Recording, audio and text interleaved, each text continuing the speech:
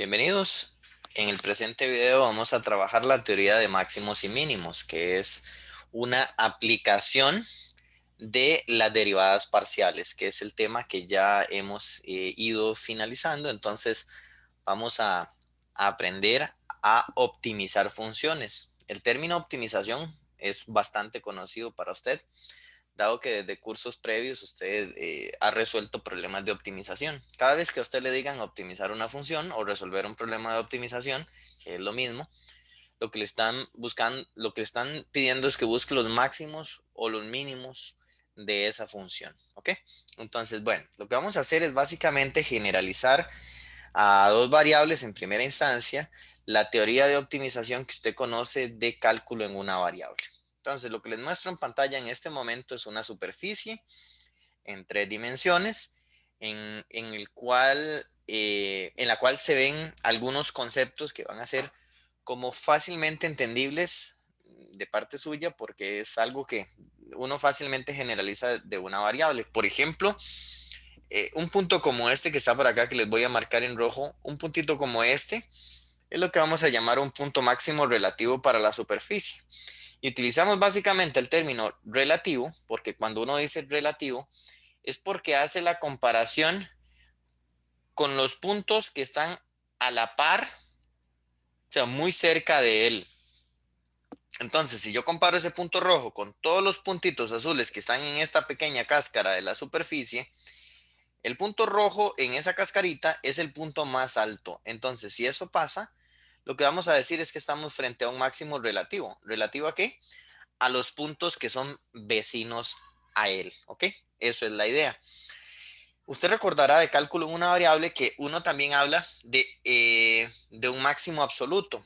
La diferencia entre relativo y absoluto es la misma que usted ya conoce. Relativo es cuando usted solamente está comparando con los puntos que están inmediatamente cerca de él, como les hacía aquí la explicación en la superficie, ¿verdad? Es relativo comparado con los puntos que están cerca de él. Pero yo, por ejemplo, no voy a comparar ese punto rojo con los de acá, porque obviamente el punto rojo no está más alto. Así que este punto es máximo si comparo con los puntos que están cerca de él.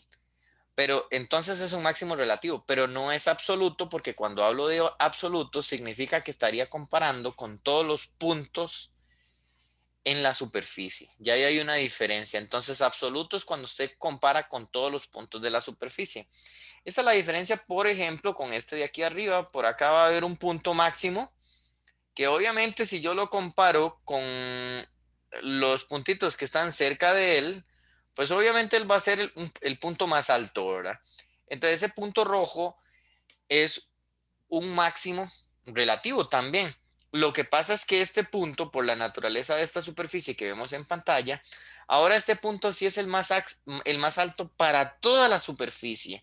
Entonces, como es el más alto para toda la superficie, lo que vamos a decir es que este máximo, ese punto sí genera un máximo absoluto. Sí genera un máximo absoluto. ¿Ok? Entonces, esa es la diferencia entre ser relativo y ser absoluto.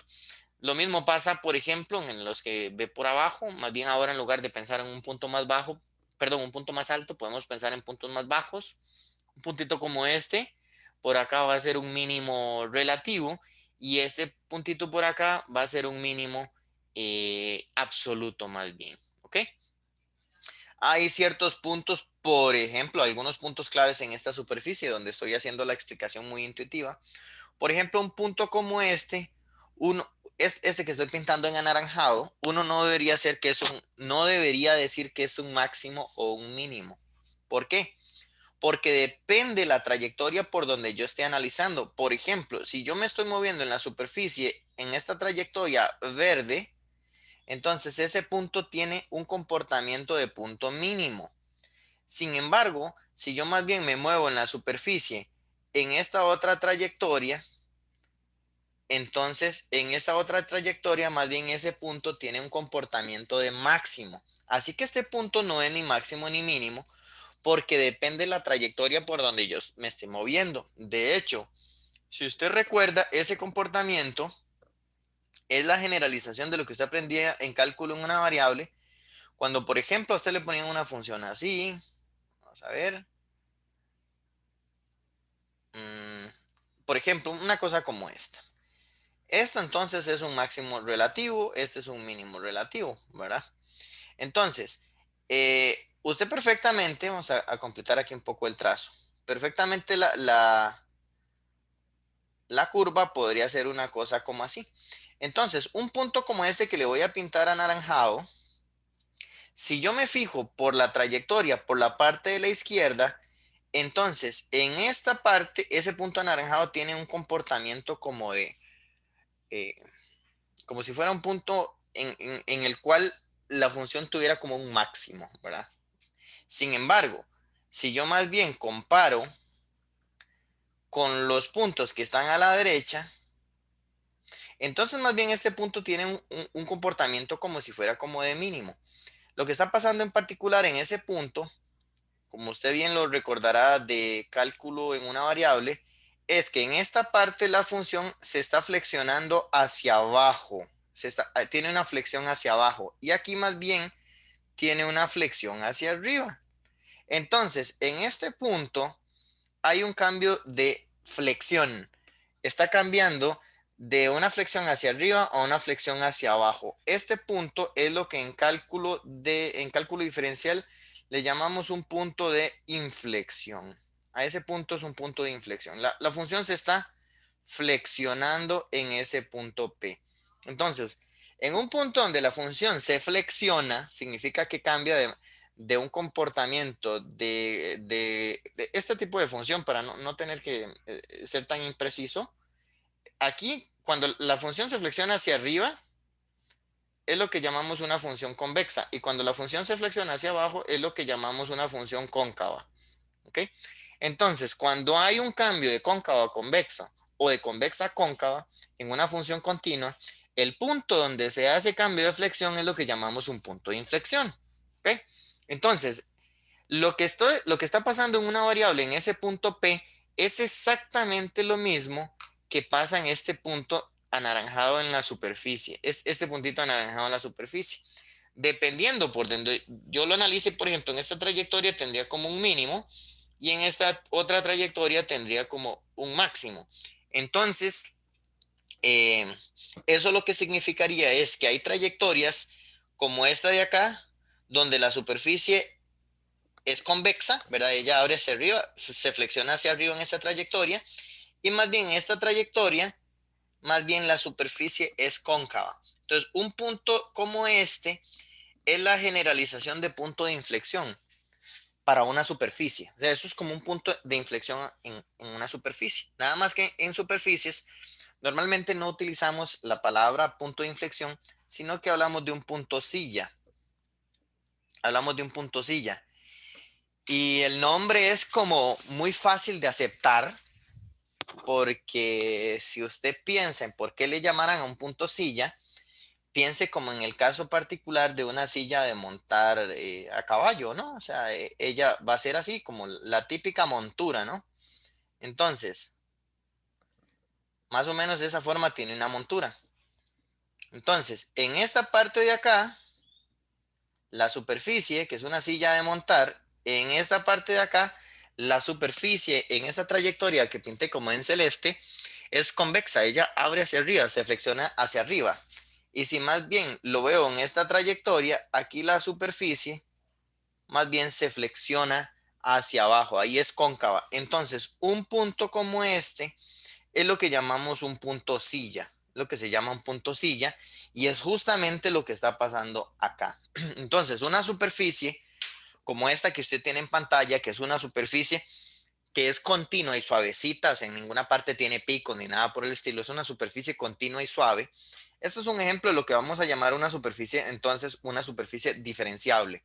Esa superficie, entonces, no tiene ningún tipo de pico ni discontinuidad. Entonces, las superficies diferenciables, a como puede ser que tengan máximos y mínimos, también podrían tener puntos de silla. Entonces, parte del tema, esta es toda la introducción, parte del tema que estaremos haciendo el día de hoy es agarrar superficies como esta, que es una superficie diferenciable. Deberíamos tener la capacidad de poder determinar los máximos y mínimos y los puntos de silla. ¿Okay? Eso es justamente lo que queremos hacer el día de hoy. ¿Ok? Bien, hecha esa explicación, les voy a comentar algo adicional. Les voy a decir que globalmente, lo que nosotros vamos a aprender el día de hoy globalmente es a sacar los máximos y mínimos relativos. Los máximos y mínimos relativos. ¿Por qué? Porque el problema de sacar absolutos es un problema mucho más complejo. ¿Por qué es un problema más complejo? Porque uno normalmente, salvo que tengas el dibujo de la superficie o que sea una superficie muy controlada, que uno sepa cómo es muy difícil saber si el máximo o el mínimo que usted encontró es absoluto. ¿De acuerdo?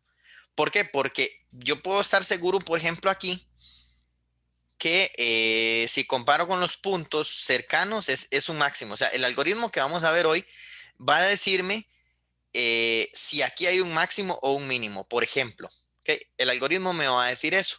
Pero el algoritmo que vamos a ver lo que tiene la capacidad es simplemente de saber comparar con los puntos que están a la pura par. Es decir, esto es un algoritmo que hace un análisis local. Completamente busca los máximos y mínimos de manera local. Por lo tanto, son máximos y mínimos relativos. Si ya uno quiere sacar máximos y mínimos absolutos, ya debería tener más control de la superficie.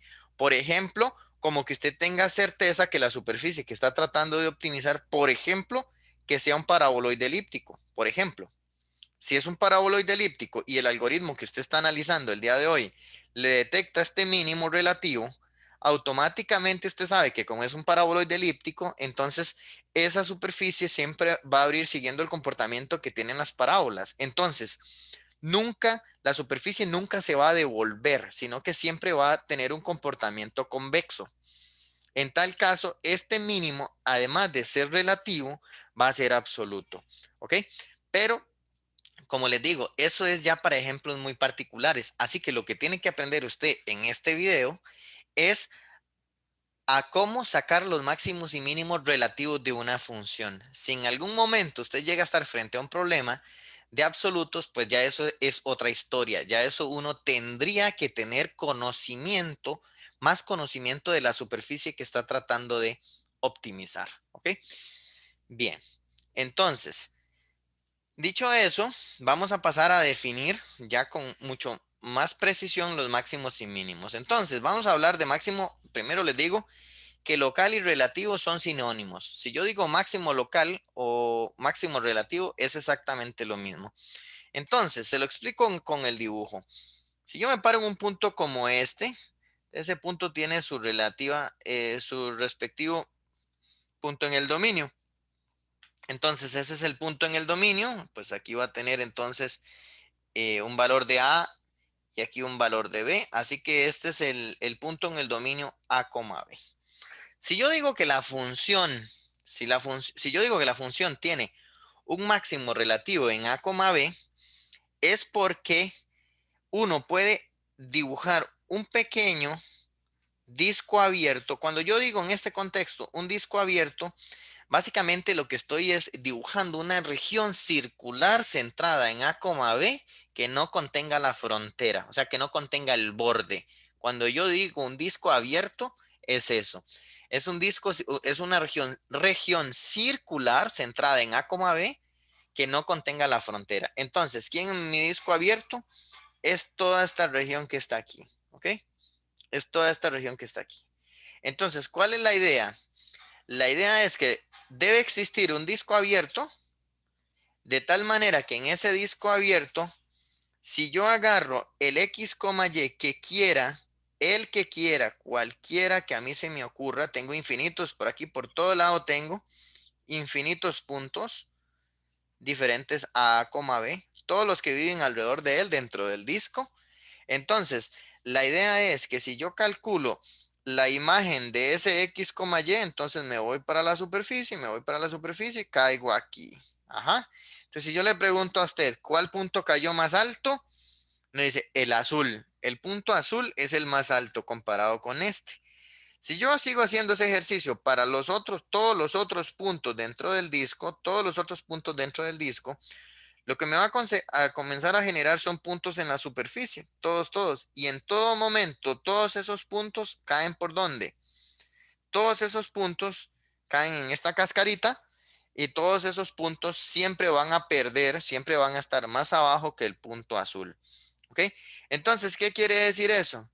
Que si yo calculo la imagen, o sea, si yo tengo aquí, calculo la imagen, si yo calculo la imagen del X, Y en el eje Z, que tal vez valdría la pena prolongarlo un poquitico, digamos que esta es la prolongación del eje Z, entonces por aquí me estaría cayendo la imagen, el F de X, Y, de ese punto que tomé dentro del disco. ¿Y dónde me cae la imagen del punto azul? La imagen del punto azul me va a caer, aquí. Aquí es el F de A, B. Entonces, esto es una cuestión de comparar imágenes. ¿Qué es lo que yo voy a decir? Lo que voy a decir es que note qué está pasando. Vamos a ponerle nombre al disco. Digamos que este disco se llama D. ¿Ok? Este es el disco D, que es esa región circular centrada en A, B, sin la frontera. Entonces, ¿qué es lo que está pasando? Que el F de X, Y, o sea, la imagen del X, Y es menor o igual a la imagen del A, B, y eso se está cumpliendo para todo punto en el disco. Para todo punto en el disco. Si eso pasa, entonces eso lo que implica es que F tiene un máximo relativo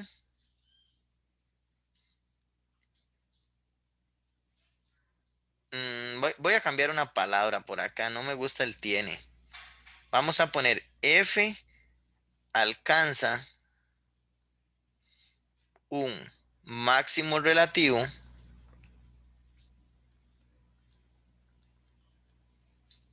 en A, B. Bueno, el tiene en realidad no era tan impreciso, pero lo quise cambiar por la palabra alcanza un máximo relativo en A, B por una cuestión de tener precisión en la forma de cómo decimos las cosas. ¿Ok? Si yo le digo a usted, a veces la gente se equivoca, porque la gente dice, por ejemplo, que la función, eh, si yo le digo que saque los máximos y mínimos, entonces me dicen que esa función tiene un máximo en A, B. Pero si yo le pregunto a usted, ¿pero quién es el máximo relativo? La gente sigue insistiendo que es A, B, y no, A, B no es el máximo. A, B es el punto en el dominio donde se está alcanzando el máximo. Eso es, A, B es el punto en el dominio en el cual se alcanza el máximo. Pero cuando ya hablamos de máximos y mínimos, los máximos y mínimos son los valores en el eje Z, es decir, son los valores que toma la función después de evaluarla en el punto en el cual se está generando el máximo. Entonces yo digo que esta función alcanza un máximo en A, B, pero si yo le digo a usted que cuánto es el valor máximo, eso es lo que yo quería puntualizar. El valor máximo relativo es f de A, B, o sea, es después de que yo evalúo la función, después de que yo la evalúo. Entonces, si usted en algún momento le dicen en un ejercicio que saque los valores máximos y mínimos de una función, cuando habla de valor máximo o valor mínimo, eso te obliga a sacar la imagen, tenés que sacar la imagen. O sea, el valor máximo y mínimo se refiere al valor que toma la función. Ok, y también si yo le digo a usted quién es el punto máximo, entonces usted me podría decir que el punto máximo relativo es... ¿Quién es el punto máximo relativo? A veces la gente pone el A, B. No, el A, B no es el punto máximo, porque el punto máximo ya es aquí arriba. O sea, el punto máximo es este. ¿Y quién es este punto? Es A, B y me le falta la coordenada Z, que es la imagen de A, B. Entonces, este que está aquí, este es el punto máximo. Ese sería el punto máximo. Después de que yo ya completo la tripleta agregándole la coordenada Z. ¿De acuerdo? Entonces es una cuestión para tener precisión. Esta sería la definición de un máximo, relativo. Luego, decir cuánto es el valor máximo e incluso decir cuánto es el punto máximo. Entonces, por favor, tengan cuidado con la precisión a la hora de expresarse cuando hablan de punto máximo o de valor máximo. ¿Ok? Bien. Dicho eso, entonces les dejé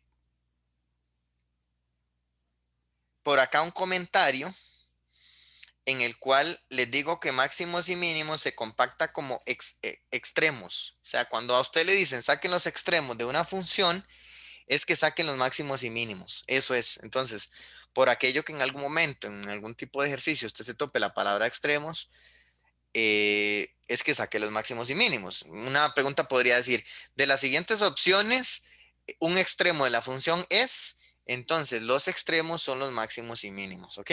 Si me dicen los valores extremos, entonces ya son los valores después de que yo evalúo, ¿verdad? Es la coordenada Z. La ciencia es que diga valor extremo, o valor máximo o valor mínimo. Bien, entonces, como ya expliqué, la definición con el máximo local o relativo, entonces les dejé aquí exactamente es la misma explicación para mínimo. Ahí se las dejo para que les quede bien completo el video, pero básicamente es darle vuelta a la desigualdad. Vea que yo hice la explicación en este punto, en donde el punto era el más alto, porque estaba explicando una cuestión de máximos. Ahora más bien, un punto como este sería el mínimo. Igual tiene que existir un disco abierto centrado en el A, B, donde ahora la imagen de A, B más bien tiene que estar por debajo. O sea, ahora cómo es la historia, más bien, que tal vez aquí es un poquitico más complicado porque habría que prolongar el eje Z para acá, ¿verdad? Digamos, ahí prolongué el eje Z. Entonces, hecho eso, entonces por acá va a estar el F de A, B, ¿ok? Y ahora más bien, no hace falta ni hacer esa prolongación. Ahora más bien, cualquier punto que usted se le antoje, el que usted quiera, cualquiera dentro del disco, la imagen va a caer, el punto va a caer ahí y la imagen va a caer ¿dónde? La imagen va a caer aquí. Aquí queda el f de x, y. Entonces, ahora, ¿qué relación más bien debería darse para usted tener un mínimo? Debería tener la relación de que la imagen de A, B, que antes era mayor o igual, ahora más bien va a ser menor o igual que f de x, y. Entonces, ¿qué relación debería darse? La que está aquí en la derecha, que la imagen de A, B es menor o igual a la imagen de x, y para todo x, y dentro del disco. En ese caso vamos a decir que f tiene, bueno, aquí dejé la palabra tiene, en realidad no está mal, es como que suena más elegante decir alcanza, pero bueno, está bien. F tiene un mínimo relativo o local en el punto A, B. Ujú. Y si yo le pregunto a usted, ¿y cuánto es el valor mínimo? El valor mínimo en A, B, el valor, aquí está otra vez la palabra, el valor sería la imagen propiamente y el punto mínimo relativo es ya el punto completo que sería el A, B, F de AB. Ok, entonces ya tenemos bien establecida la definición de lo que es un máximo y un mínimo relativo.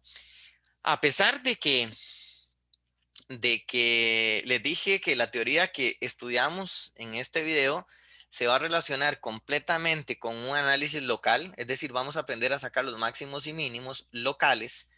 Les dejo por acá también eh, un resumen de lo que dije hace ratos que tiene que ver con máximos y mínimos absolutos, que al fin y al cabo no es una teoría que vamos a hacer en este curso, pero por lo menos para que ustedes tengan el concepto bien establecido. Les decía, eso ya lo mencioné hace un ratito en la introducción, les dije que una función tiene un máximo absoluto si la imagen es el punto más alto para efectos de todo el dominio de la función. O sea, ya habría que comparar con todo. O sea, esa es la ciencia que antes yo aquí tenía para todo x, y en el disco nada más. Ahora es para todo x, y en el dominio. Y es un mínimo absoluto más bien si el punto es el más bajo, si comparo con todos los puntos en el dominio. Y aquí les dejo un dibujito. Entonces, por ejemplo, este es un punto mínimo absoluto, porque, bueno, el ejemplo es súper claro a través de un paraboloide elíptico, porque entonces cualquier punto que yo agarre en todas las posibles direcciones, ¿verdad? Porque ahora es todo el dominio, ¿verdad? todos los infinitos puntos que yo podría agarrar, cualquiera que yo quiera, siempre la imagen va a caer ¿dónde? La imagen va a caer arriba, siempre va a caer arriba, va a caer arriba. ¿Siempre de quién? De la imagen de A, B. ¿Ok? Entonces, la diferencia es que ahora lo que yo tengo para un mínimo absoluto es que la imagen de A, B es menor o igual a f de x, y para todo x, y, no en el disco, sino en todo el dominio de la función. Eso es lo que significa ahí. Que en este caso, pues, en el ejemplo, como esto es un paraboloide elíptico, el dominio sería, pues, todo R2, ¿verdad? Sería todo el piso, porque es un paraboloide elíptico. Y pues aquí en la derecha les dejo entonces la misma historia, pero con la función en lugar de convexa como a la izquierda, ahí sería una función cóncava en la cual el punto, este es un máximo que más bien sería absoluto. Entonces, bueno, ahí les quedan eh, bastante precisas la definición tanto de máximo como mínimo absoluto, pero les hago hincapié en que la teoría que vamos a estudiar nos vamos a centrar completamente en cómo sacar los máximos y mínimos locales de una función. ¿Ok? Eso es lo que vamos a hacer. Para poder hacer eso, ya ir a analizar los máximos y mínimos locales de una función, al igual que se hace en cálculo en una variable, deberíamos definir lo que es el punto crítico de una función. ¿Ok? Entonces, si usted recuerda en cálculo diferencial, cuando a usted le definen un punto crítico, lo que le dicen es que si usted tiene una función continua, un punto crítico es un punto donde la derivada se hace cero o donde la derivada se indefine. Entonces, por ejemplo, esto que tengo aquí en la derecha, que tal vez vale la pena correrlo un poquitito para no estar ahí tan incómodo. Esto que tengo aquí a la derecha es una curva típica que utilizan para explicarte la teoría de máximos y mínimos en cálculo diferencial. Por ejemplo, aquí yo tengo un punto mínimo para una función continua y en este punto en particular la curva es suave. Entonces, en este punto, al no haber un pico, existe la recta tangente y la recta tangente es horizontal. Si la recta tangente es horizontal, eso significa que la derivada es cero. Así que esto va a ser un ejemplo de un punto crítico que terminó generando un mínimo relativo cuando la derivada me dio cero. En cambio, un punto como este, usted no lo puede detectar preguntándose cuándo la derivada es cero, porque al ser un pico, ahí la recta tangente no está definida. Entonces, la recta tangente, al no estar definida, la derivada no existe. Entonces, pero a pesar de eso, a pesar de que la derivada no existe, en este punto hay un máximo. ¿Por qué? Porque si yo comparo, de acuerdo con la definición de máximo, con los puntos de la izquierda y con los puntos de la derecha, este punto que está aquí es el más alto. Así que cumple con la definición de ser un máximo relativo. Así que les recuerdo claramente que si usted tiene una curva como esta, que es una trayectoria continua y es una trayectoria continua, entonces si usted está tratando en cálculo diferencial de sacar los máximos y mínimos de una función, no basta con preguntarse cuándo la derivada es cero, porque el preguntarse cuándo la derivada es cero lo que te detecta son estos máximos y mínimos, ¿ok?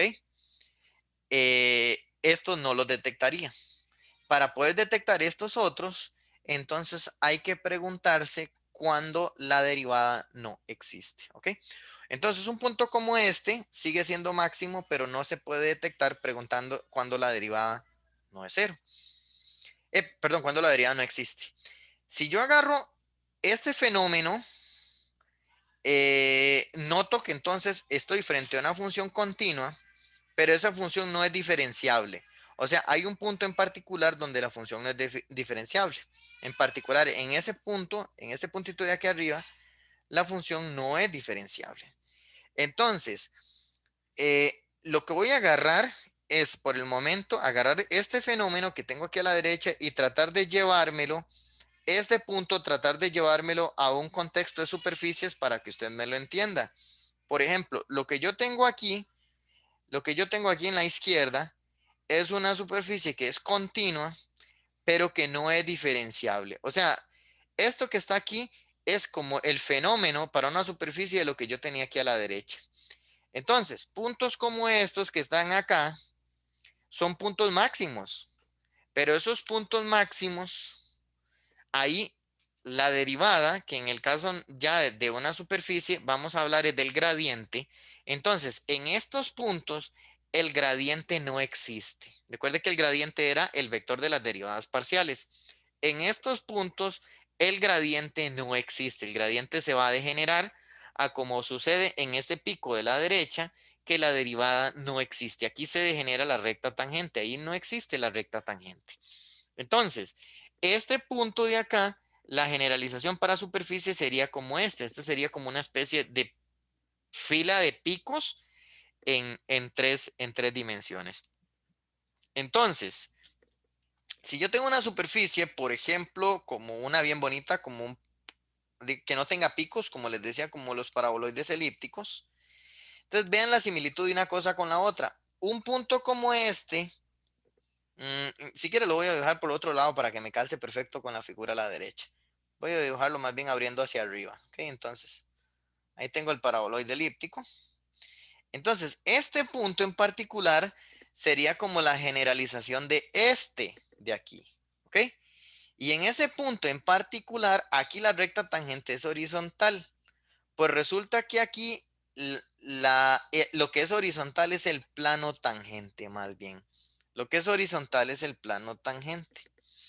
Entonces es la misma idea. Si usted aquí en el de la derecha, lo que usted se pregunta aquí en el de la derecha es cuándo la derivada es cero. Entonces, para detectar máximos y mínimos de este tipo, lo que te vas a preguntar es cuándo el gradiente de la función es el vector cero. ¿Cuándo el gradiente es el vector cero? Cuando el gradiente es el vector cero, lo que me genera básicamente es un plano tangente horizontal. Ese es el mismo problema lo que tiene este aquí. Cuando usted se pregunta aquí en una variable, ¿cuándo la derivada de cero le genera una recta tangente horizontal? Aquí lo que me generaría es cuando el plano tangente es horizontal. Y para detectar esto de aquí, lo que uno debería preguntarse es cuando el gradiente no existe. Ahí el gradiente no existe. Entonces, ven una similitud. O sea, es exactamente la misma idea. Es exactamente la misma idea, nada más que llevadas a superficies. Ok. Entonces, la buena noticia que le tengo para ustedes entonces es que en este comportamiento, aquí en esta parte, esta curva es continua y es diferenciable. Esta superficie es diferenciable también. Es una superficie que es continua y suavecita. Aquí más bien la curva no es diferenciable. Aquí la superficie no es diferenciable. Entonces, cuando uno está tratando con superficies no diferenciables, ya el problema es mucho más complejo. Entonces, la buena noticia que les quiero dar es que nos vamos a centrar a analizar superficies diferenciables. O sea, normalmente, cuando uno trabaja en varias variables, no es que no existen los picos, no es que no existen superficies no diferenciables, o sea, claro que todo eso existe, pero normalmente cuando uno está trabajando la optimización a mano, me refiero en papel y lápiz, a mano, normalmente uno lo que optimiza son superficies diferenciables. ¿Por qué? Porque al incorporar más variables, los procesos algebraicos se vuelven muy complicados. Entonces, eh, por ejemplo, en cálculo diferencial, en una variable, uno sí se da el lujo de preguntarse cuándo la derivada no existe, pero analizar cuándo la derivada no existe en una variable a veces se vuelve engorroso. Si yo trato de hacer eso mismo en superficies, se vuelve todavía mucho más engorroso. Así que vamos a cerrar completamente el problema. Vamos a centrarnos en trabajar con superficies que sean así, continuas y suavecitas, es decir, superficies diferenciables. Eso es lo que vamos a hacer específicamente en este curso. Por lo tanto, lo que nosotros cuando vamos a optimizar en los ejemplos concretos, lo que vamos a preguntarnos es cuándo el gradiente vale cero para poder detectar máximos y mínimos de este tipo, donde el plano tangente es horizontal. Si yo regreso un momento a la parte de arriba, vea que se dice que la función tiene un punto crítico si el gradiente es cero, el vector cero, o se indefine. Lo que pasa es que nosotros nos vamos, ya le dije, estamos delimitando el análisis a puntos críticos de este tipo, que es cuando el gradiente es 0. Es decir, vamos a limitarnos a trabajar con superficies diferenciables. Vamos a sacar los máximos y mínimos de superficies diferenciables. Ok.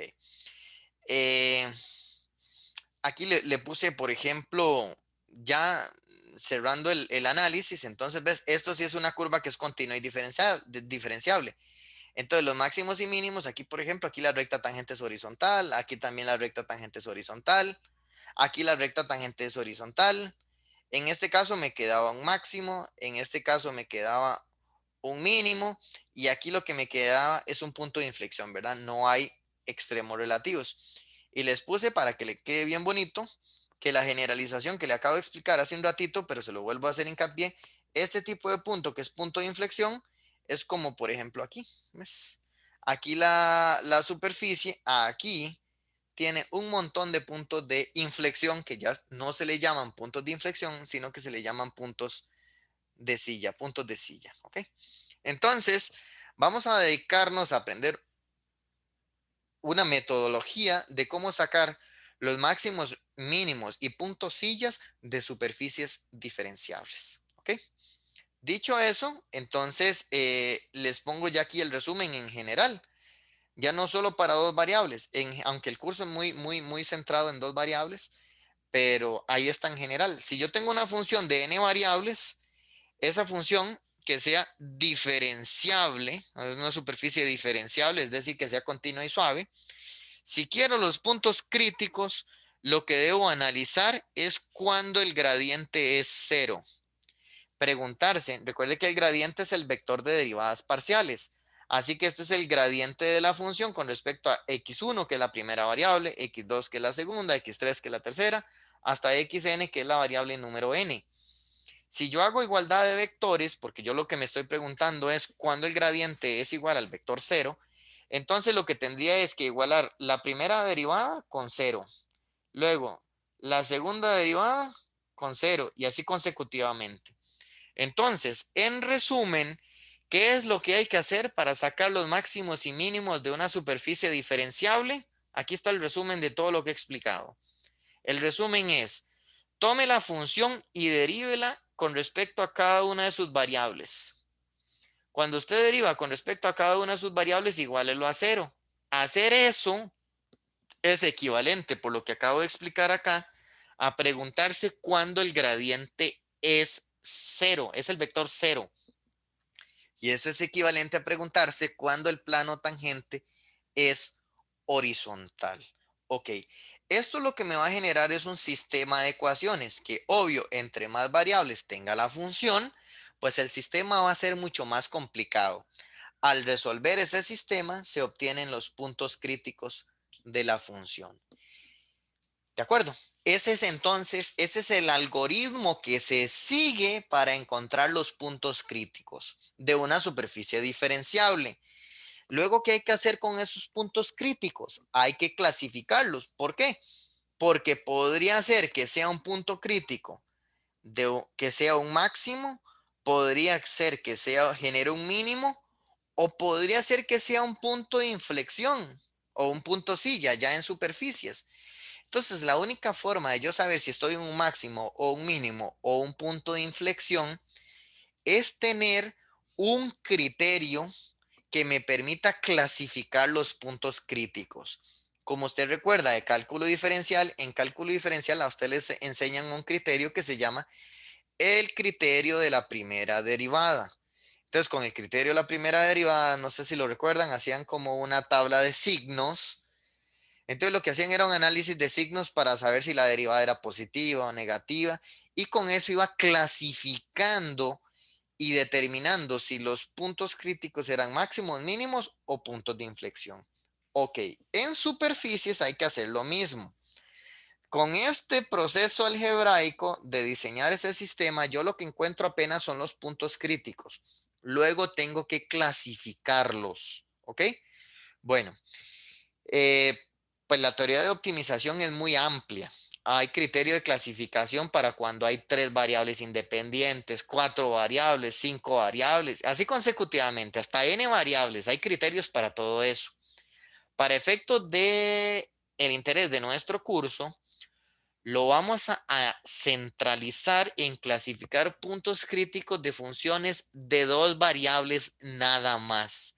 Es decir, vamos a aprender a clasificar los puntos críticos de superficies diferenciables en tres dimensiones. ¿Ok? Cuando tenemos dos variables independientes, que es la X y la Z dependiendo de X y Y, entonces lo que me genera es una superficie en tres dimensiones, ¿no? Bueno, el criterio, ya casi vamos a pasar al ejemplo. Por el momento lo que les muestro es el criterio. Este es el criterio que se utiliza para clasificar los puntos críticos de funciones de dos variables, ¿ok? De superficies diferenciables en dos variables.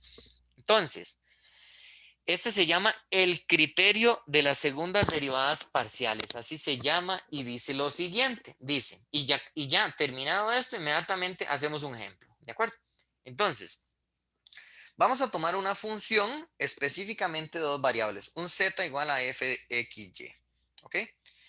Suponga, esa es la hipótesis que necesita este algoritmo para poder funcionar.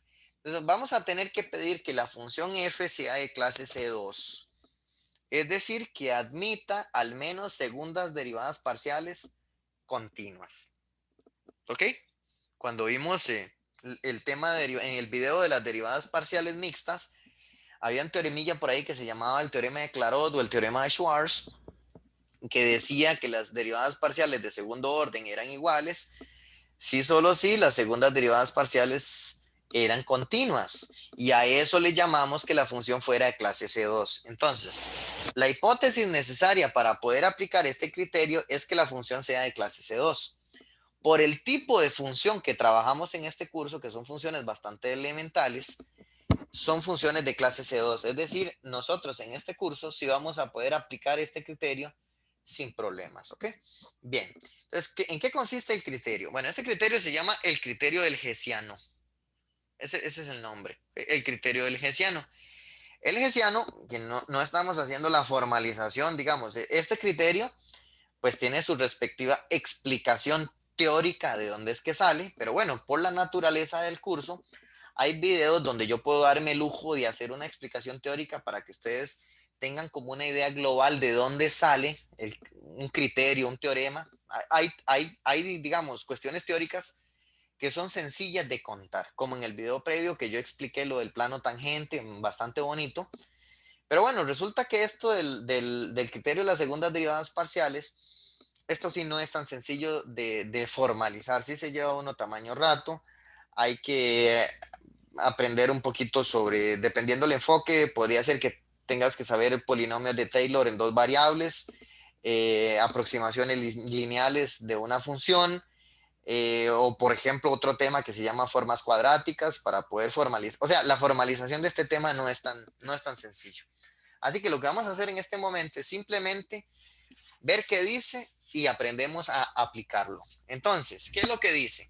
Me vas a calcular un determinante. Ese determinante se llama el hessiano. Entonces, este A, B es un punto crítico que yo quiero clasificar.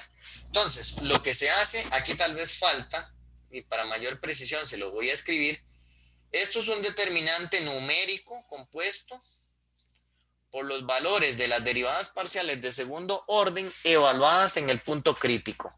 Esto lo que significa es la parcial de f con respecto a x dos veces evaluado en el punto A, B. Y así consecutivamente las demás. Así que al fin y al cabo, esto que tenemos en pantalla es un número, ¿verdad? Porque son derivadas parciales ya evaluadas en el punto crítico. ¿Ok? Si yo ejecuto el cálculo de ese determinante, pues sería este por este, que es lo que está aquí. Y como usted puede notar, así se calculan los determinantes, ¿no? Ahora sería menos este por este. Y estas dos derivadas de segundo orden, como la función se supone que la estoy tomando de clase C2, esas dos derivadas de segundo orden son iguales. Por eso es que aquí dice nada más esta derivada parcial elevada al cuadrado, ¿no? Porque esta derivada que está aquí y esta son iguales. Entonces, pues eso es el cálculo de un determinante. Así que cuando yo le digo a usted que necesitamos calcular el hessiano sería este valor que está acá o el determinante. Es exactamente lo mismo. ¿Y qué es lo que dice el criterio? El criterio dice, vean, si usted calculó el hessiano, o sea, ese determinante, y le dio mayor que 0, vea que tengo dos opciones, ¿ok? Si me da mayor que 0, hay dos opciones. Lo que dice es, ok, si ya usted el hessiano le dio mayor que 0, fíjese posteriormente en esta entradita que está aquí, que es una entrada numérica, es un número, ¿ok? Es una entrada numérica. Te vas a fijar en esa entrada. Si esa entrada es mayor que 0, tienes un mínimo. Y si la entrada es negativa, más bien tienes un máximo. Entonces, le repito, ¿qué es lo que tienes que hacer? Calculas el hessiano. Si el hessiano le da mayor que 0, entonces ahora tienes dos opciones. Bueno, tenés una opción que es fijarte en esta entrada. Si esa entrada es mayor que 0, es un mínimo. La clasificación generaría un mínimo. Si le da menor que 0, entonces la clasificación le daría un máximo. ¿Ok? Y luego, la otra combinación que falta es qué pasa si yo calculo el hessiano y más bien me da negativo. Si el hessiano me da negativo para una superficie diferenciable es porque estás parado en un punto silla. ¿Ok? Que el hessiano sea negativo significa que hay trayectorias donde la superficie es convexa y hay trayectorias en el punto donde la superficie es cóncava. Entonces, generaría un punto silla. Entonces, la forma de darme cuenta si estoy en un punto silla es si el hessiano me da negativo. Si me da mayor que 0, podría estar en un máximo o un mínimo, dependiendo de qué, del valor de esta entrada. ¿Qué dudas podría uno tener en este momento? Uno podría tener dudas en el profesor, ¿qué pasa si yo calculo el hessiano y me da 0? Bueno, esto es un criterio y no es un criterio universal. No quiere decir que todos los ejercicios del planeta se pueden resolver con esto, no. Pues habrá ejercicios en los cuales podría ser que este criterio no lo logra. Y por lo tanto, si usted se dedicara a estudiar teoría de optimización, se da cuenta que entonces hay otros algoritmos que le permiten a uno analizar los máximos y mínimos. Lo que le quiero decir con esto es que si a usted el hessiano le da 0, simplemente el criterio no tiene la capacidad de decirte si estás en un máximo, un mínimo o un punto silla. El criterio no sabe. El criterio no sabe qué hacer. ¿Ok? Entonces, se lo agregué ahí como un adicional. Si usted calcula el hessiano y le da 0, el criterio no decide. Entonces, usted como estudiante podría tener la duda en ese profesor, y si el criterio no decide, entonces, ¿qué concluyo? La conclusión sería, el criterio no decide. O sea, lo que estás diciendo es, no sé porque el criterio no es capaz de decidir. Ya habría que estar en otra teoría, con otros criterios, para ver si en algún otro criterio usted es capaz de concluir o no. Entonces, la conclusión aquí sería simplemente que el criterio no decida. ¿Ok? Dudas adicionales que uno podría tener en ese profesor. Aquí usted habló de que esta derivada sea mayor que 0 y esta menor que 0. ¿Y qué pasa si yo cuando me fijo aquí, esta entrada vale 0? Y es que si esa entrada vale 0, ponga mucha atención. Si esa entrada vale 0, entonces esta multiplicación daría 0. Por lo tanto, todo esto desaparece y lo que quedaría es solamente esta expresión. Pero si queda esta expresión como puedes ver es un número negativo. ¿Ves? Porque queda menos esa derivada al cuadrado. Eso es un número negativo. Conclusión, conclusión.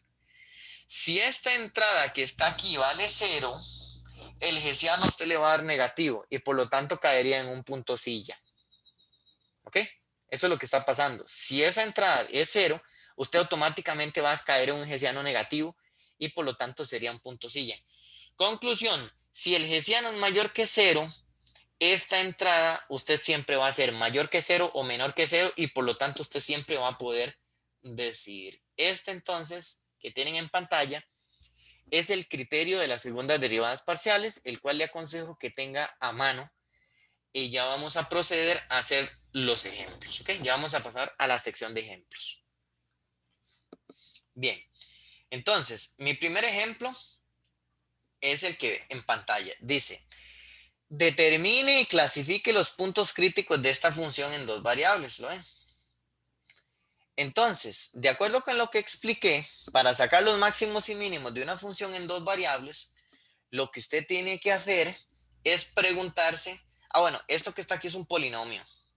Y al igual que las funciones elementales que trabajamos en este curso, que el seno, el coseno, todas las trigonométricas que usted conoce, que los polinomios, que las funciones racionales, las exponenciales, los logaritmos, todas esas funciones que usted conoce elementales, todas esas funciones son funciones diferenciables en sus respectivos dominios. Son funciones diferenciables. Entonces lo que quiero decir es que a todas esas funciones le vamos a poder aplicar esta teoría sin ningún problema. Esto es un ejemplo particular de un polinomio, que es la función más simple que a usted se le puede ocurrir. Los polinomios son funciones automáticamente diferenciables. Entonces, si yo quiero sacar los puntos críticos de esa función polinomial, lo que tengo que preguntarme es cuándo el gradiente es cero. Pero de acuerdo con lo que expliqué hace ratos, preguntarse cuándo el gradiente es cero, lo que le obliga a uno es a montar un sistema de ecuaciones donde las derivadas parciales con respecto a cada una de las variables hay que igualarlas a cero. ¿Ok?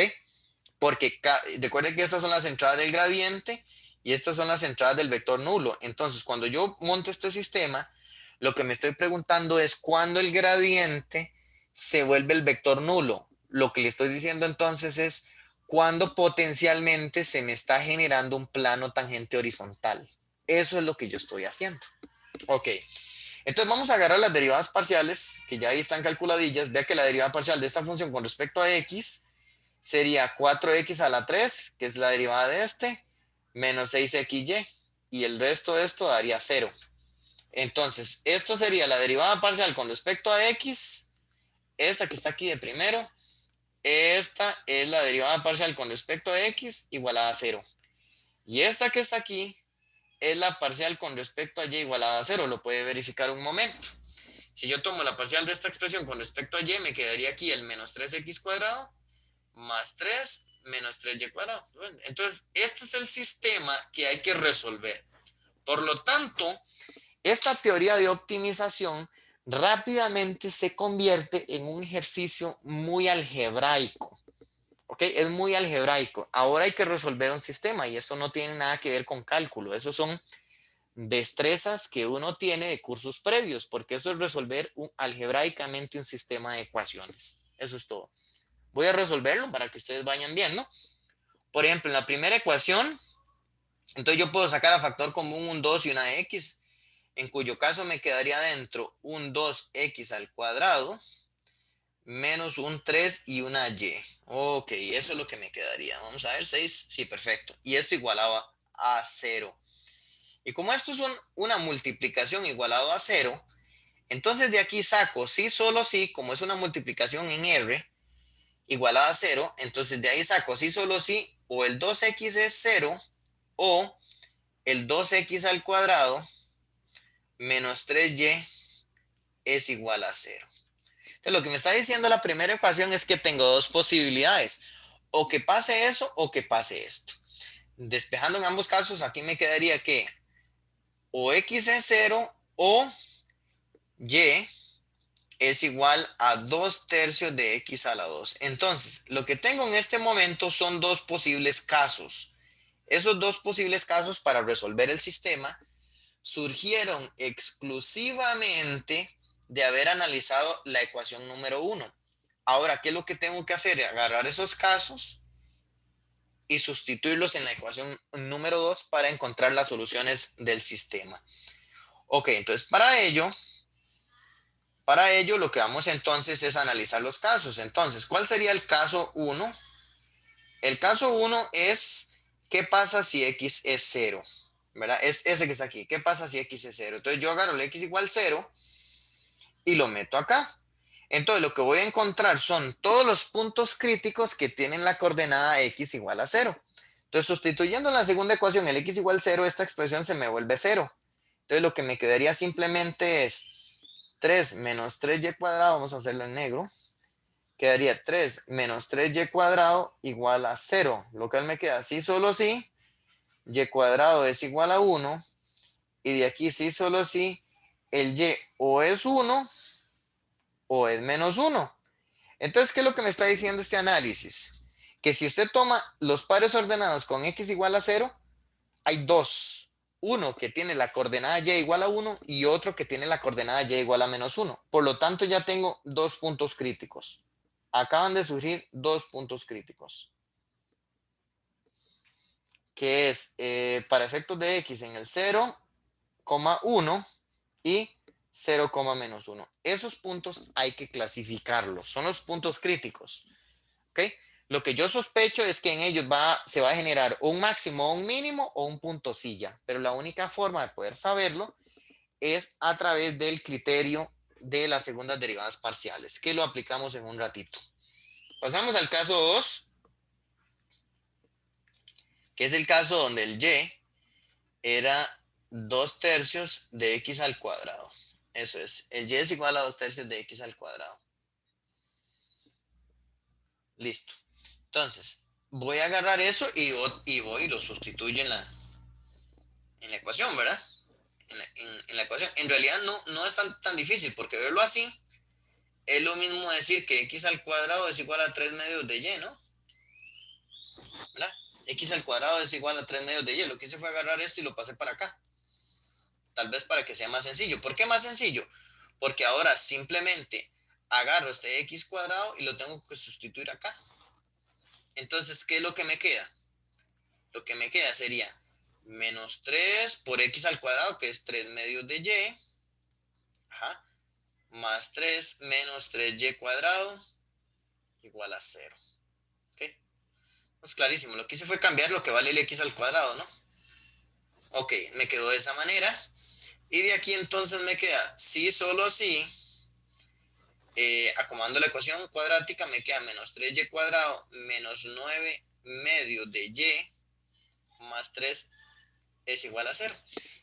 Necesitamos ahora resolver esta ecuación cuadrática. Que resolviendo la ecuación cuadrática, de esta ecuación cuadrática se determina que hay dos posibles valores para y, que sería y igual a menos 2 o y igual a 1/2. Entonces, y igual a menos 2, necesitamos averiguar, aquí se me están generando como, por así decirlo, como dos casos locales, ¿verdad? Dos casos adicionales, que es el y igual a menos 2. Pero si yo tomo y igual a menos 2 y lo meto acá, que es donde estábamos trabajando, o lo meto acá, que es exactamente lo mismo, lo que me quedaría es x cuadrado igual a 3/2 multiplicado por menos 2. Y la solución de esta ecuación es vacío, porque estamos trabajando en los números reales. Así que ese caso no me genera soluciones. No hay puntos críticos porque me está quedando x cuadrado igual a menos 3. Recuerden que esto se está trabajando completamente en R, ¿verdad? En Rn. Entonces las entradas de los vectores son números reales, no complejos. Ok, entonces el otro caso sería y igual a 1/2. Y con y igual a 1/2, lo que me quedaría es x cuadrado igual a 3/2 por 1/2. Esto me queda, si solo si, x cuadrado es igual a 3/4. Y de aquí me queda, si solo si, x es igual a más menos raíz de 3 dividido entre 2. ¿Qué significa eso? Significa que para este valor de y aparecieron dos valores de x. Entonces hay dos puntos críticos. ¿Cuáles son esos puntos críticos adicionales? Puntos críticos adicionales que me acaban de surgir. Sería con el raíz de 3 entre 2, 1/2. Y el otro sería menos raíz de 3 entre 2, 1/2. En total, 4 puntos críticos y ahí están resumidos en la parte de abajo. ¿Cuáles serían los puntos críticos? Ya los saqué otra vez. Son estos dos, que los que salieron arriba, y estos dos, que son los que salieron abajo. En total tengo 4 puntos críticos, los cuales tengo que clasificar. O sea, hasta el momento yo sé que esos son los puntos críticos. Ahora viene la etapa de la clasificación de ellos para saber si estamos en un máximo o un mínimo, un punto silla. ¿Ok? El criterio de clasificación, como les acabo de contar, es ese. Entonces, lo primero que yo voy a hacer es calcular este determinante. Entonces, para adelantar un poco, que el video no se haga muy extenso, yo adelanté un poquito la clasificación. Aquí tengo el resumen de la página anterior. ¿Ok? ¿Qué tengo? Esta es la función. Este fue el sistema. Así que como ese fue el sistema, Ya yo sé que esta era la derivada parcial con respecto a x y esta que está aquí era la parcial con respecto a y. Para calcular el hessiano, que lo tengo aquí abajo, recuerda que aquí era la XX. Así era el criterio del hessiano, ¿no? Aquí es la XX. Entonces, si yo vuelvo a agarrar esta derivada que está aquí y la vuelvo a derivar con respecto a x, me daría 12x cuadrado menos 6y. Eso es justamente lo que escribí aquí. Esta es la derivada parcial con respecto a x dos veces. Luego, aquí va a ir la xy.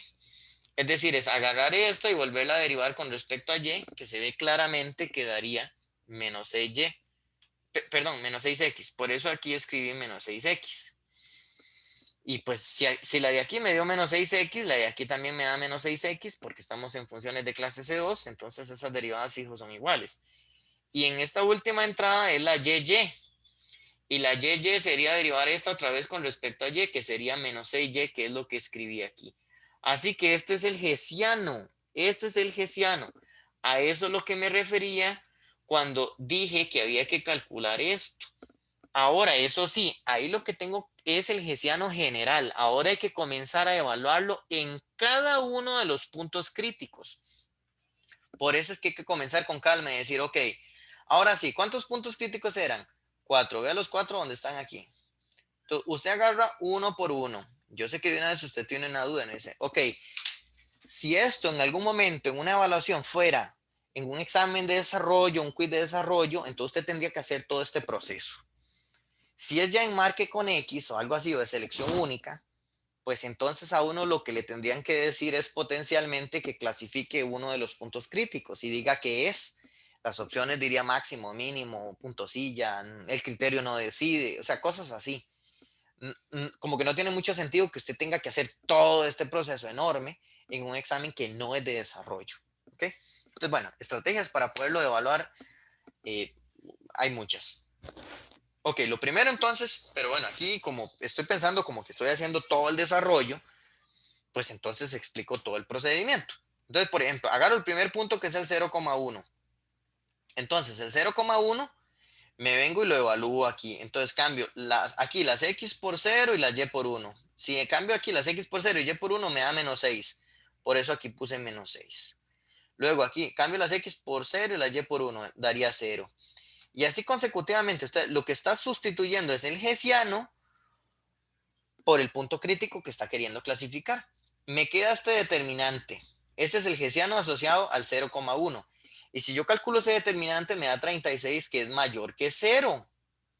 ¿Y qué me decía el criterio si el hessiano me daba mayor que 0?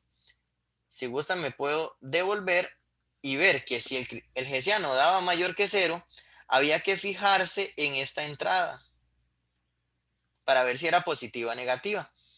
Si era positiva, un mínimo. Si era negativa, un máximo. Entonces, regresando a donde estoy, yo me fijo en esta entrada y veo que es negativa. Por lo tanto, eso me clasifica automáticamente como un máximo relativo.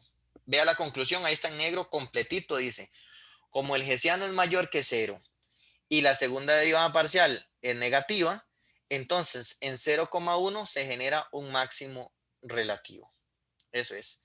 Si le dijeran a uno cuánto es el punto máximo, si a uno le estuvieran pidiendo el punto máximo, entonces ya como me están diciendo el punto máximo, yo tendría que poner 0, 1 y luego f de 0, 1. Habría que ir a evaluar. Si me dijeran cuál es el valor máximo, si lo que estuvieran preguntando es por el valor máximo, entonces sería f de 0, 1. ¿Okay? Lo que hice aquí arriba, lo que estaba era simplemente era agarrar los valores, los puntos críticos y clasificarlos. Eso fue lo que hice nada más. Y eso que acabo de decir con el punto 0,1 hay que hacerlo para todos los demás. Por ejemplo, aquí les agregué otro, el 0,-1. Si lo haces en el 0,-1, el hessiano me vuelve a dar 36 y esta entradita ahora me da 6, que es mayor que 0. Entonces, más bien sería un mínimo. Ahora más bien cambia un mínimo porque esa entrada es positiva. Y pues aquí les dejo, como ya uno comienza a ver la idea, les dejo como ejercicio para ustedes que clasifiquen los otros dos puntos críticos que quedaron pendientes. Entonces, en resumen, ¿qué hay que hacer para sacar los máximos y mínimos de una función? Diferenciable. Hay que agarrar. Preguntarse cuándo el gradiente es cero, es decir, cuándo las derivadas parciales es igual a cero. Resolver el sistema y resolviendo el sistema salen todos los puntos críticos y luego esos puntos críticos hay que clasificarlos. Ese es el proceso. Voy a pasar a otro ejemplo un poquito más elaborado, porque aquí fueron simplemente con polinomios, ¿no? Simplemente un polinomio. Entonces sería bonito hacer un ejemplo un poquito más elaborado que ya no sea con polinomios. Dice entonces, sea z igual a eso, calcule y clasifique los puntos críticos. O sea, es hacer lo mismo. La diferencia es que aquí ya hay exponenciales de por medio, hay multiplicaciones. Entonces podría ser que el proceso sea más complicadillo. Eh, Algebraicamente hablando, ¿verdad? Entonces lo que me voy a preguntar es, igual, ¿cuándo el gradiente de z es cero? Eso es lo que me voy a preguntar. Para eso, entonces, lo que tengo que hacer es calcular la parcial de z con respecto a x y la parcial de z con respecto a y. La parcial de z con respecto a x, aquí hay que agarrarla con mucha calma, porque vea que aquí dejaría la y afuera y aquí se generaría una multiplicación. Entonces sería, esta expresión la derivaría, ¿cómo? La derivada de la primera es 1 por la segunda sin derivar. Más la primera sin derivar por la derivada de la segunda. Y la derivada de e a la menos x es e a la menos x por menos 1. Perfecto. Y listo.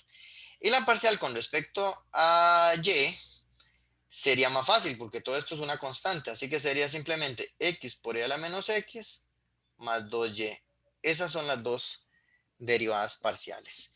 La de arriba, tal vez incluso se puede acomodar un poquito más porque vea que en la de arriba yo puedo sacar a factor común para que se acomode un poquito más un e a la menos x. Entonces, si saco un e a la menos x, me quedaría 1 menos x. ¿Ok?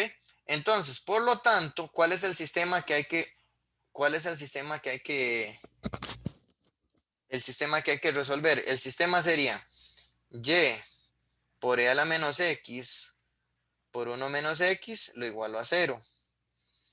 Y aquí sería x por e a la menos x más 2y igualado a 0. Bien. De aquí, como son puras multiplicaciones, me queda sí, solo sí, para sacar los casos, ¿verdad? O el primer factor es 0, o el segundo factor es 0, o el tercer factor es 0. Pero hecho eso, de aquí me quedaría sí, solo sí, y es 0. O este me lo voy a brincar porque esto es una exponencial igual a 0 y las exponenciales nunca dan 0. Así que ese caso no aporta nada. ¿Cuál es el último que aportaría? El último. Entonces, lo que yo concluyo es o que y es 0 o que x vale 1. Son las dos posibles combinaciones. Entonces, se me generan dos casos. ¿Cuáles son los dos casos? Número 1, el caso en que y sea 0. Agarro ese y igual 0 y lo sustituyo en la otra ecuación. Entonces, lo que me queda es x por e a la menos x igual 0, porque estoy en el caso en que y vale 0. De aquí me queda una multiplicación y de aquí me queda sí, solo sí, o x es 0 o e a la menos x es 0. Pero esto no genera soluciones, me generaría simplemente x igual 0. Entonces salí de y igual 0 y llegué a x igual 0. Por lo tanto, ya tengo un punto crítico. Tengo el punto crítico en el que el x vale 0 y el y también. Ya tengo un punto crítico. Ok. Ahora hagámoslo con otro color. Ahora sería el otro caso era en que x es igual a 1, ¿no? Ese era el otro caso, que era el de aquí arriba, ¿verdad? Que teníamos pendiente, el x igual a 1. Entonces, si yo agarro x igual a 1 y lo sustituyo acá, ¿qué me queda? Vamos a borrar estas dos rayas para que no queden tan feas ahí. X igual a 1, ¿qué me quedaría? Me quedaría 1 por e a la menos 1 más 2y igual 0. Y de aquí me queda, sí, solo sí, y es igual a menos e a la menos 1 dividido entre 2. O lo que es lo mismo, y es menos 1 entre 2e. Entonces salí de este valor de x y llegué a este valor de y. Ya tengo otro punto crítico. El otro punto crítico sería x igual a 1 y el y menos 1 entre 2e. Entonces, este es un ejercicio que tiene dos puntos críticos. el 0, 0 y el 1, el 1, menos 1 entre 2e. Y ahora hay que hacer el proceso de clasificación, el cual me parece, si no me falla la memoria, que se lo dejé aquí hecho para que ustedes lo revisen con calma. Ya, como ya se vuelve muy mecánico, hay que calcular las derivadas de segundo orden. Aquí yo tengo las derivadas de primer orden. Estas. Estas que están aquí son las derivadas de primer orden. Hay que agarrar esas derivadas de primer orden, estas que están acá, traérselas para acá. Vamos a ponerlas aquí abajo, como un borrador. ¿Y qué hay que comenzar a hacer con esas derivadas? Ya hay que volverlas a derivar. Entonces, por ejemplo, esta, yo podría sacar la ZYX, ¿verdad? La de segundo orden. La ZYX, ¿qué sería la ZYX? La ZYX sería, esto daría 0, ¿no? Y esto es regla de producto, entonces me quedaría e a la menos x y a la menos x. Entonces, la ZYX acomodadita sería e a la menos x por 1 menos x. ¿Ves?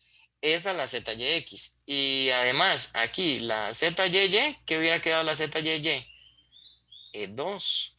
Bueno, tengan en mente esos dos resultados para que vean lo que les dejé hecho arriba. Esta es la ZYY y esta es la YX. Ok, por ese motivo es que aquí cuando yo pongo el hessiano, aquí estoy poniendo el 2, que es el ZYY, ¿lo ven? Que es el ZYY. Y la ZXY y la ZYX son estas dos entradas, ¿verdad? Entonces, si usted calcula la otra, la ZXX le va a dar esto. Entonces, es simplemente calcular las derivadas de segundo orden. ¿Y qué hay que comenzar a hacer con esas derivadas? Comenzar a evaluarlas. ¿Cuáles puntos había que clasificar? El 0, 0. Si yo vengo aquí, cambio las X por 0 y las Y por 0, me queda este hessiano y da negativo. Y si da negativo, ya no hay ni siquiera que seguir, que es lo que decía el criterio de la segunda derivada parcial, que si el hessiano es negativo, entonces en 0, 0 se genera un punto silla. Y para de contar, ya tenemos clasificado ese punto. Si me voy al otro, el otro sí generaría un poquito más de cálculos, que es esto que usted está viendo en pantalla. El hessiano me daría 1 entre e cuadrado, que es mayor que 0. Y recuerden que si el hessiano es mayor que 0, me tenía que fijar en esta entrada, que también es mayor que 0. Si el hessiano es mayor que 0 y esta entrada es mayor que 0, entonces se generaba un mínimo local. ¿Okay? Les agregué aquí para que recuerden una nota que les puse. Si les preguntan por los valores máximos y mínimos de la función, tienen que calcular las imágenes, el f00 y el f del otro punto, ¿verdad? Hay que calcular los valores de z. ¿Ok? Bien, eso finaliza este ejemplo. Ok, terminado este ejemplo, entonces vamos a pasar con alguno que me aporte algo nuevo. Este es un ejercicio muy bonito, muy particular, que dice, considere esa función, dice, considere la función g de criterio, esta que está aquí. Dice, verifique que el 0, 0 es un punto crítico de G. Un consejo práctico. Si a usted le dicen que verifique que algo es un punto crítico, ¿qué es lo que usted tiene que hacer? Porque a veces la gente uno le dice, verifique que es un punto crítico y no sabe qué hacer. Recuerde que para una función diferenciable, si a usted le piden que verifique que sea un punto crítico, lo único que tiene que hacer es calcular el gradiente y luego que lo tienes calculado, entonces lo evalúas en el punto y si el gradiente se le anula, es decir, si el gradiente se le vuelve el vector 0, 0, es porque estás con un punto crítico. Entonces, lo primero que voy a hacer, bueno, ya les digo para qué puse ese dibujo ahí, lo voy a hacer bien chiquitito para que no me estorbe. Lo primero que voy a hacer es calcular el gradiente de esa función. Entonces, calcular el gradiente de esa función, aquí vamos a ponerle solución. Vamos a calcular el gradiente. Entonces, para el gradiente, calculo la parcial de g con respecto a x. Y aquí hay una regla de producto. Entonces sería la derivada de la primera es 2x por la exponencial. Ok. Más, ahora mantengo el x cuadrado más y cuadrado y derivo la exponencial con respecto a x, que sería e a la menos x cuadrado más y cuadrado, y esta cosa lo multiplico por la derivada del exponente, que sería menos 2x. Puedo acomodar esa derivada. Nótese que puedo sacar a factor común un 2x, puedo darme ese lujo de sacar un 2x a factor común, y además puedo sacar la exponencial a factor común. ¿Ok? Puedo sacar la exponencial a factor común. Si hago eso, ¿qué queda dentro? Queda, como esto lo saqué todo, tengo que poner un 1. Entonces sería un 1. Y como en esto saqué el 2x y la exponencial, me queda el menos y me quedó esta expresión. Entonces lo que me queda es menos x a la 2 más y a la 2. Listo. ¿Ok? ¿Y qué nota usted? Que si yo agarro la derivada parcial con respecto a x y la evalúo en el 0, 0, que es el punto que me están pidiendo que verifique, que es un punto crítico, lo que tengo que hacer es cambiar las x y las y por 0. Y eso no solo, digamos, lo hago en 0, 0 porque me están pidiendo que lo haga en 0, 0. Pero si a usted le dice, verifique que el 1, 1 es un punto crítico, pues va y evalúa en el 1, 1. O sea, lo que hay que hacer es agarrar el punto y evaluar todas las derivadas parciales. Y si todas las derivadas parciales se vuelven 0 en ese punto, entonces es un punto crítico. En este caso es evidente, porque si yo cambio esta x por 0, este factor es numérico, este factor da 1, pero al haberlo multiplicado por 0 es claro que da 0. Entonces, eso salió sencillísimo. Y lo otro, ahora me faltaría verificar la otra derivada parcial, pero yo necesito que ustedes también sean observadores. Lo que yo necesito para ahorrar tiempo muchas veces es notar que esta función es simétrica. Vea que esa función es simétrica en variables x y y. ¿Qué quiere decir? Que si yo le digo a usted que en todo lugar donde haya una x ponga una y donde hay una y ponga una x, no me quedaría la misma función. Es decir, porque aquí tendría que poner una y aquí una x. Ya, pero esto seguiría siendo x cuadrado más y cuadrado. Y aquí lo mismo. Conclusión, esta función es simétrica en variables x y y. Así que si yo ahora voy a calcular la parcial con respecto a y, sinceramente sería perder tiempo hacer el proceso. Yo sé que la parcial con respecto a y la puedo adaptar de aquí. Ajá. ¿Qué voy a poner aquí? De la misma forma,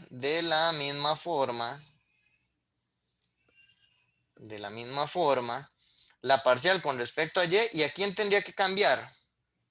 ¿A quién tendría que cambiar? Uno dice, vea, es cambiar donde haya una X, ponga una y andando una Y, ponga una X. Aquí es lo mismo, así que no hace falta cambiar nada. Aquí tampoco, pero aquí sí, que aquí sí hay que cambiar. Esta X tengo que borrarla y poner una Y. Entonces, me acabo de ahorrar todo el procedimiento de calcular la parcial con respecto a Y. Por la simetría de la función, yo sé que da eso. Y por lo tanto, es evidente también que si yo esa parcial la evalúo en el 0, 0, es evidente que va a dar 0 también. Entonces, por lo tanto, uno lo que nota es que yo calculo el gradiente de G, lo evalué en 0, 0 y me dio el vector 0. Esto implica entonces que el 0, 0 es un punto crítico. Es un punto crítico de G. ¿Ok? Es un punto crítico de G. Eso culmina la parte A del ejercicio que justamente decía, verifique que es un punto crítico de G. O sea, verifique eso. Ya lo hice. Ok.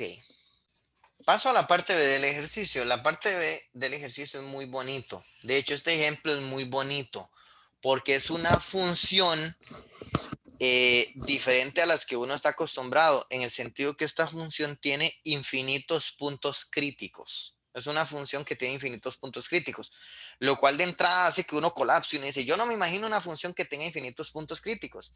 Véalo aquí, véalo aquí. Esto es, por ejemplo, piense como cuando uno como por ejemplo en la superficie de agua en un lago que está calma completamente, usted deja caer una piedra. Lo que usted provoca es un efecto de este tipo que usted está viendo en pantalla. Entonces, este efecto, cuando usted deja caer la piedra, provoca de pronto que sea una superficie que por aquí tenga un mínimo, por ejemplo, pero todos estos puntos que están aquí todos los que a usted se le ocurra, todos estos infinitos, si yo llego y dibujo el plano tangente, en todos los casos el plano tangente es horizontal. Todos los planos tangentes son horizontales. Así que, ¿qué? Que todos los puntos que están en este borde superior, todos que son infinitos en este borde circular, todos estos puntos son puntos críticos. Todos son puntos críticos. ¿De acuerdo? Entonces, claro, aquí estoy jugando sucio porque yo tengo el dibujo. Entonces, en el dibujo yo veo ese efecto que le estoy diciendo. Todos son puntos críticos. Aquí la superficie, en esta región circular, la superficie se quedó completamente como plana. Entonces, en efecto, de no solo uno, por ejemplo, uno puede, ya al tener el dibujo, uno nota más cosas. Por ejemplo, yo noto que en este punto, si comparo con los de la par, eh, se mantiene a la misma altura, ¿verdad? O sea, pero si comparo con todos los que están hacia el otro lado, el punto es como el más alto. Entonces, lo que te quiero decir con esto es que este punto que le acabo de marcar aquí, comparado con todos sus vecinos, es un punto que es mayor o igual que todos los otros puntos. Así que este punto es un máximo relativo. Y no solo él, sino que ese punto y todos los otros que están en esta circunferencia tienen la misma característica.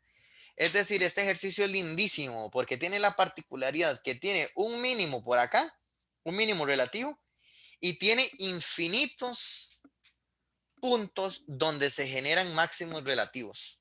Todos los que están en esa circunferencia de arriba son puntos donde se generan máximos relativos. ¿Ok? Bien, pero bueno, eso es un poquito más porque tengo el dibujo, como para que usted le vea sentido lo que estamos haciendo. Se supone que cuando uno resuelve un ejercicio como este no tiene el dibujo. Digo yo se supone porque si usted lo está resolviendo en su casa y tiene GeoGebra o cualquier otro programa para hacer dibujo, pues yo como estudiante lo primero que haría es hacer el dibujo. Si estoy estudiando, yo haría el dibujo como para entender lo que estoy haciendo. Bien, entonces, pasando ya a la parte operatoria, suponiendo que no tengo el dibujo, la parte B lo que me dice es, verifique o justifique que cualquier punto encima de esta circunferencia también es un punto crítico. ¿Quién es x cuadrado más y cuadrado igual a 1? Es esta circunferencia en el piso. Este es x cuadrado más y cuadrado igual a 1. ¿Lo ven? Entonces, todo punto en los puntos que están aquí abajo son en el dominio, ¿verdad? Arriba está el punto en la superficie. Entonces, lo que me está diciendo es, verifique que todo punto encima de esta circunferencia también es un punto crítico. O sea, hay que probarlo. Pero eso es fácil de hacer, porque si yo agarro un punto, como lo que dice es verifique que todo punto en la superficie, entonces lo que hago es agarrar un punto arbitrario en la superficie, digamos que, perdón, en la circunferencia. Digamos que esto es un punto arbitrario, es un punto arbitrario. Pero al ser un punto en la circunferencia tiene que cumplir con su ecuación. Entonces, ese punto automáticamente cumple que x0 cuadrado más y0 al cuadrado es igual a 1, porque es un punto en la circunferencia, tiene que cumplir eso. Y ahora, ¿qué es lo que yo quiero demostrar? Lo que quiero demostrar es que este punto también provoca que las derivadas parciales se vuelvan cero. Pero no dice, ¿pero quiénes eran las derivadas parciales? Vamos y nos las traemos. Esta es la derivada parcial con respecto a x. Voy a llevármela para acá. Control C. Me la traigo para acá. Esa es la parcial con respecto a x. Y la parcial con respecto a y es esta.